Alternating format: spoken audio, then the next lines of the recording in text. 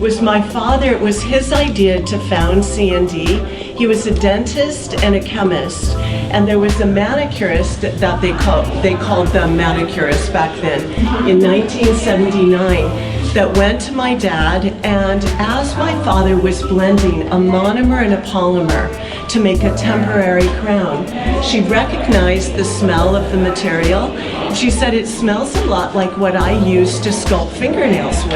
And back then, the only thing that existed to elongate or reshape nails was a material called porcelain nails. These nails were actually made out of dental Kadon, and there were only 2 commercial products available for nail professionals to sculpt nails with. We discovered, what my dad discovered, is that those products all had one thing in common, and that is the molecular structure of the material is what we call a single link structure. So it was my father who invented the first ever cross-linked polymer resin.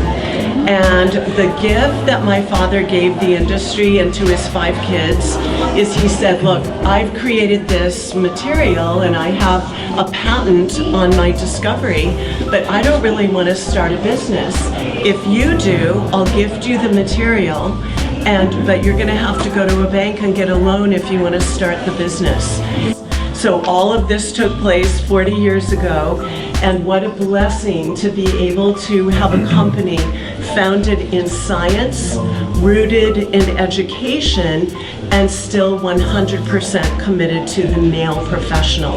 Today, the nail industry is close to a $9 billion industry. Over half of the nail pros in America are of Vietnamese descent. When we knew we were turning 40, I thought, what can I do to really tell the story, the extraordinary story of nails? And that's when, about 2.5 years ago, I came and talked to the executive director, Maria Maglione, here at the museum. And I said, why don't we tell the story, not just of tiny canvases, which now nails are this extraordinary art form.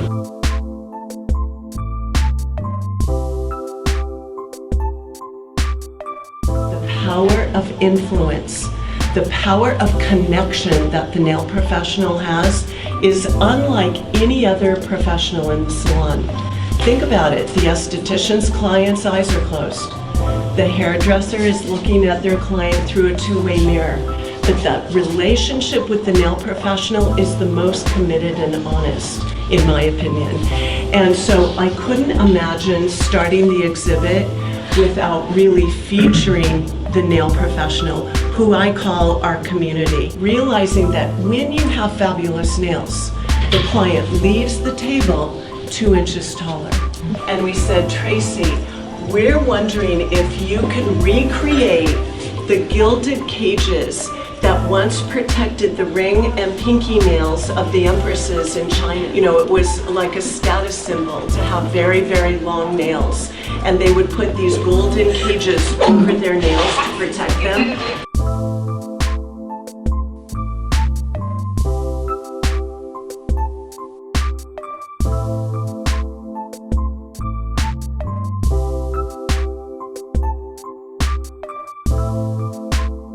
So nail artistry started with guys. And it's funny, when we finished the tour, and it was a symbol of one's purity. Shades of red and pink. He would polish his pinkies and go around and show people his nails. And he sort of, you know, exploded this idea that every woman could have perfectly polished nails. Garage in Oceanside, my dad had a great idea in 5 industrious kids. But on this wall, we tell the legacy of our commitment as a company to innovation, to replicate the tiny tunnels behind the removal process of shellac. So we pay homage through the arts. And you take photography that really makes a statement. And you add all our little tiny canvases, and they express a human emotion. So how more powerful than nails could a person express? And you will see here close to 10,000 tiny canvases.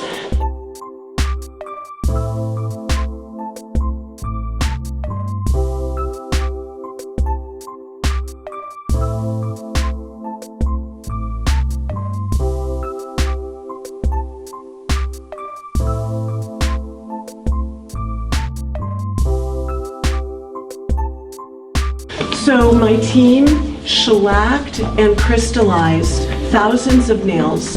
We shipped them the nails, and the next thing we know, walking down the road, is this fabulous corset. We did a lenticular. You can see front and back. You can see the corset.